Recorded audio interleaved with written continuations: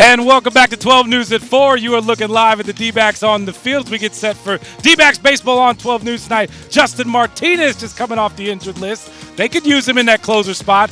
Talking with D-backs manager Tori Lavello. And we are talking with the voice of D-backs baseball, D-backs broadcaster, radio play-by-play guy, Chris Garagiola, joining us right here on the set. Chris, it's good to see you, man. You as well. Thanks for having me, guys. Yeah, of course. We had your dad on earlier, God. Joe Garagiola Jr. He did not share the news that you and him would be sharing a booth tonight for a little bit. Yeah, just for But a he little wanted bit. to come down and check on you just to make sure you were good and all the above. I'm not in trouble, right? No. Okay, good. Not- That's you didn't good. have to flip your card from green to yellow or Right, anything there you crazy. go. Yeah. Listen, the Garagiola name is just so special around here. Obviously, your grandpa, what he meant to this organization. You walk in to a booth with his name on it. Your dad, the first GM here, still around. You now get to call games.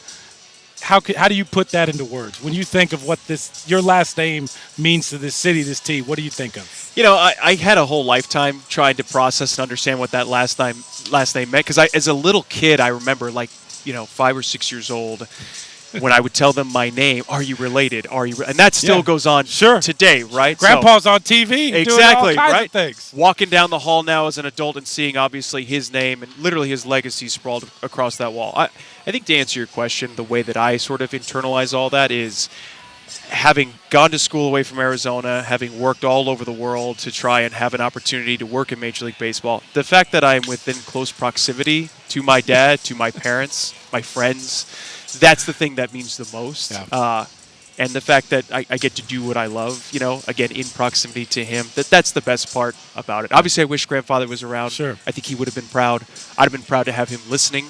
But it's been a really good life thus far. Does Dad check in on you from time to time? He says he does. You know what? He might send you a text about something. Believe it or not, as a Major League general manager, he's pretty busy, so he missed a lot of baseball games. He missed a lot of things going on. I don't know how many radio broadcasts he's missed since I started. He's making up for it. It's not much. You know what I mean? And he's not afraid to hold back, Like, you have a bad game, you sit in the car, sometimes I'll get texts being like, let's move off the golf talk, all right? I'm like, thanks, Dad. Yeah. How cool is that all those years later? Obviously, your dad was the first general manager of this team, but now y'all get to spend this time together. That doesn't happen often in life. No, it doesn't. And I think the better part is, I was a little kid when they won the World Series, right? We're talking 8, 9 years old. I don't understand pressure, perspective, job security, things like that. So now, it does a couple things for me. I have a ton of sympathy for, what Mike Hazen or any general manager has to go through on a day-to-day basis. And also, I think I'm just glad I get to spend time with my dad, watching this team, covering this team, and supporting this team without the pressure of wins and losses. Because if, he was still general manager,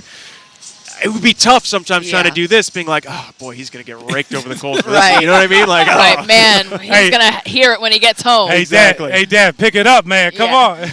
Chris, we're the home of Arizona State University, just down the street. I work with and mentor a lot of students that want to be in your shoes. What would be your biggest message to anyone watching who has dreams of being in the booth for baseball? Because it's not as glamorous and easy as maybe some might think. No doubt. And I think anyone who wants to get involved in professional sports, the best thing that you can really do is just work. And you're thinking, well, how do I get hired? Just try to volunteer. Try to be open to the idea of moving to a different spot. I know it's uncomfortable. I know it's not easy. Yeah. I went to school in San Antonio, and then I got a job in Cincinnati, and then I moved to Pensacola, Florida, which is right on the Panhandle. I never heard of Pensacola before.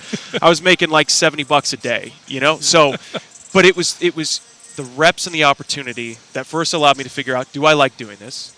And then once I figured out I enjoyed doing it, it made me want to be better. And it surrounded me with great people, and I was able to make great contacts. And then, the years, they went by, sure, but it put me in this position to be ready when an opportunity presented itself. Yeah. Chris, we got about 30 seconds left here. How does this team make a playoff push and move on from this Marte drama situation? It sounds like at some point he's going to come back. He's going to address the team. Yeah. But big picture, this team's got to make the playoffs. They're one game out of that final wild card spot. You know what? Just lean on what they've been getting for the most part, especially in the second half. This bullpen has gotten better with the presence of Justin Martinez. You just, shouted him out earlier. Yeah. Get some good starting pitching. This offense can just stay consistent, not get too high or too low where, they get shut out all the time, then I think they're going to be a good spot. They're going to be right there the last weekend of the season, pardon me. I'll guarantee that now. I like it. Before we get out of here, I got to know, what would be your walk-up song? If you were walking up, about to blast a dinger out there, Oh my gosh. What would set the tone? What a fantastic question. I always like something that gets the crowd going, so I'd probably do all the small things by Blink-182. There we go. Yeah. Just try to get everyone going, so that'd be a lot of fun. Love it. Say it ain't so. I will not go, but we will have to go to a break after this in a little bit. But we've got much more here on 12 News at 4. Thanks to Chris Garagiola. Listen to him on Arizona Sports 98.7 on the call tonight at 6:40. D-backs and Reds right here on 12 News. We'll be back after this.